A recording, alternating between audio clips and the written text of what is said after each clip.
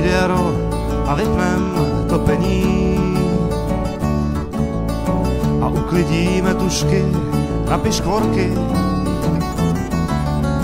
Budem se dívat z balkónu vykloněný, dělit se o džus a taky o malborky. Až přijde jaro, dáš mi Petr klíč, on mi to všechno za tebe možná poví, že už je zima určitě na dobro pryč,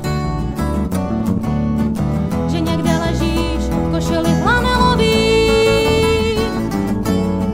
Za ucho kytku si dám, že nikam nepospíchám, s kravatou povolenou, mám jarní dovolenou. Až přijde jaro a v horách začne tát, jak dívčí srdce, co se tak dlouho loví.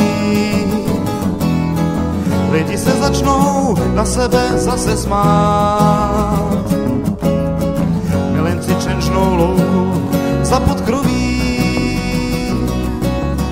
Až přijde jaro, budu více tvát, ožijou naše toulky do stromovky.